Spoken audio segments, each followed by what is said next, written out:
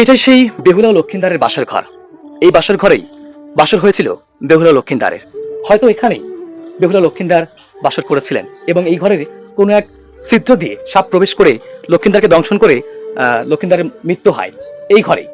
দেখুন সেই ঘরের ইটগুলো, সেই ইতিহাসগুলো, এবং এখানে দেখতে পাচ্ছেন মানুষজন অনেকেই তাদের স্মৃতিগুলো রেখে গেছে। আসসালামু আলাইকুম। উত্তরবঙ্গের প্রবেশদ্বার খ্যাত বগুড়া থেকে স্বাগত জানাচ্ছি আমি শাহেদ হাসান। বন্ধুরা, বাংলা ইতিহাসের লোককথা গাথা বেহুলা লক্ষিন্দারের ভালোবাসার কথা এবং গল্প আমরা অনেকেই শুনেছি, কিন্তু এর সম্পূর্ণ সঠিক ইতিহাস আমরা অনেকেই জানি না। বেহুলা লক্ষিন্দারের বাসর ঘরের ঘটনা নিয়ে কতই না রহস্য লুকিয়ে আছে ইতিহাসের পাতায়। জানি ভারত ও বাংলাদেশে রচিত হয়েছে কত শত নাটক আর সিনেমা। তাই তো আজকে আমরা দেখতে যাচ্ছি বগুড়া জেলার গোকুল নামক এলাকায় অবস্থিত বেহুলা লক্ষিন্দারের সে বাসর ঘরটি, এবং সেই সাথে আপনাদেরকে জানানোর চেষ্টা করব এই রহস্যময় ঘটনার পুরো ইতিহাস। তার সামনে এগোতেই আমরা পেয়ে গেলাম লোকমুখে প্রচলিত সেই বেহুলার বাসর ঘরটি। এর ভেতরে প্রবেশের জন্য টিকিট কাটতে হয়। দেশি দর্শকদের জন্য বর্তমান টিকিট মূল্য 30 টাকা। তাই আমরা টিকিট কেটেই ভেতরে প্রবেশ করলাম। বন্ধুরা, আমরা চলে এসেছি সেই গোকুল মেধে। আমি বর্তমানে দাঁড়িয়ে আছি সেই বেহুলা লক্ষিন্দারের বাসর ঘরের সামনে। আমার পিছনে যে স্থাপনাটি দেখতে পাচ্ছেন, এটাই হলো সেই বেহুলা লক্ষিন্দারের বাসর ঘর। এটাই সেই জায়গা, যে জায়গার ইতিহাস মানুষকে মন্ত্রে মুগ্ধের মতো এখানে টেনে নিয়ে আসে। তো আমরা এখন সেই স্থাপনার উপরে যাব এবং পুরো জায়গাটা ঘুরে ঘুরে দেখাবো, এবং এই জায়গার সেই রহস্যময় ইতিহাস, সেই ভালোবাসার করুণ কাহিনী আপনাদের সাথে শেয়ার করব।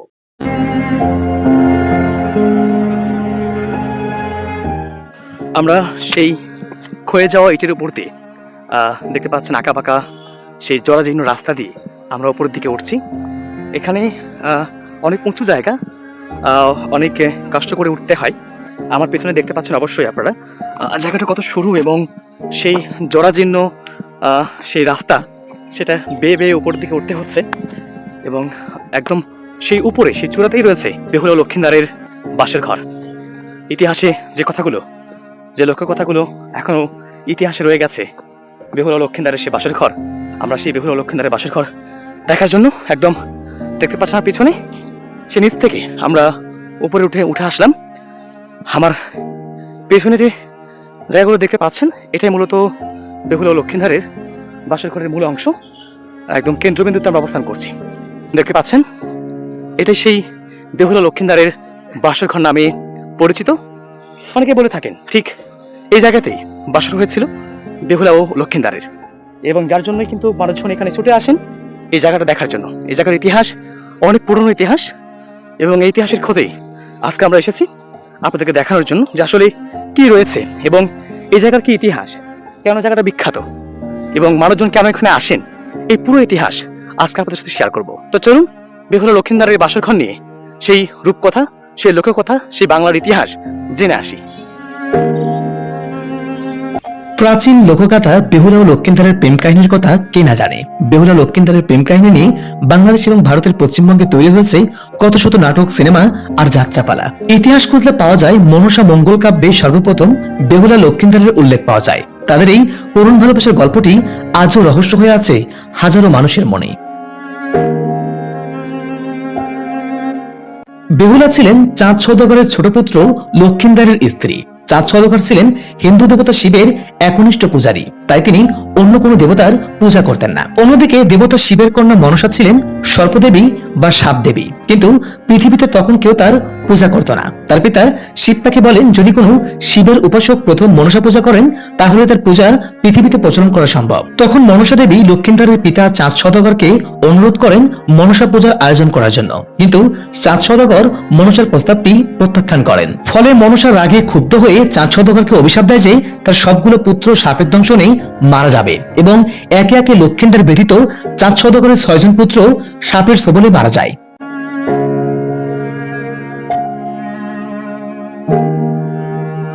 তারপর গণকেরা ভবিষ্যৎবাণী করে জানায় যে লক্ষিন্দারও বাসর ঘরে সাপের দংশনে মারা যাবে। তাই তো বেঁচে থাকা একমাত্র পুত্র লক্ষিন্দারের বিয়েতে অতিরিক্ত নিরাপত্তা হিসেবে চাঁদ সওদাগর এমন একটি ঘর নির্মাণ করে যা সাপের পক্ষে ছিদ্র করা সম্ভব নয়। কিন্তু মনসা দেবীর হুমকিতে ভয় পেয়ে বাসর ঘর তৈরির কারিগর ঘরে ছোট্ট একটি ছিদ্র রেখেছিল। ওই ছিদ্র দিয়েই সাপ হয়ে প্রবেশ করে মনসা দেবী লক্ষিন্দারকে দংশন করে হত্যা করে।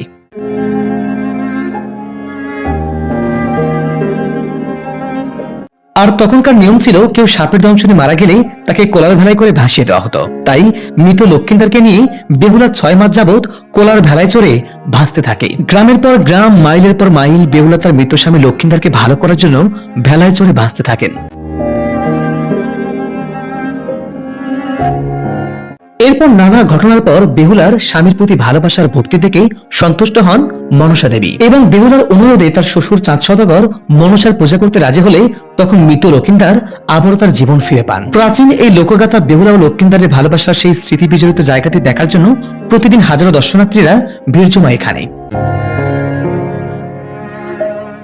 এটাই সেই বেহুলা ও লক্ষিন্দারের বাসর ঘর। এই বাসর ঘরেই বাসর হয়েছিল বেহুলা ও লক্ষিন্দারের। হয়তো এখানেই বেহুলা লক্ষিন্দার বাসর করেছিলেন এবং এই ঘরের কোনো এক ছিদ্র দিয়ে সাপ প্রবেশ করে লক্ষিন্দারকে দংশন করে লক্ষিন্দারের মৃত্যু হয় এই ঘরে। দেখুন সেই ঘরের ইটগুলো, সেই ইতিহাসগুলো, এবং এখানে দেখতে পাচ্ছেন মানুষজন অনেকেই তাদের স্মৃতিগুলো রেখে গেছে। সেই স্মৃতি বিজড়িত জায়গাতে অনেকেই এসে ঘুরতে এসে দর্শন করতে এসে অনেকে নিজের নাম অনেক কিছু লিখে গেছেন। সেই ইটগুলো দেখুন, সেই স্থাপনা, সেই শত শত বছর আগের সেই স্থাপনাগুলো দেখুন, দেখতে পাচ্ছেন সেই স্থাপনাগুলো কত শত বছর আগের স্থাপনা। বলা হয় যে এখানেই নাকি বাসর হয়েছিল বেহুলা লক্ষিন্দারের।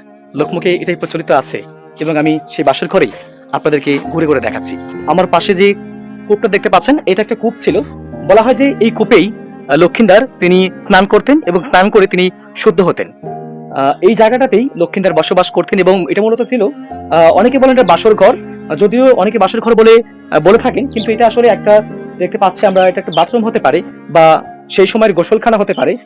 এই কূপটা দেখতে পাচ্ছেন, এই কূপ থেকে পানি নিয়ে লক্ষিন্দার তিনি স্নান করতেন, গোসল করতেন। দেখতে পাচ্ছেন একদম কূপের আকৃতিতে কূপটা বন্ধ করে রাখা হয়েছে।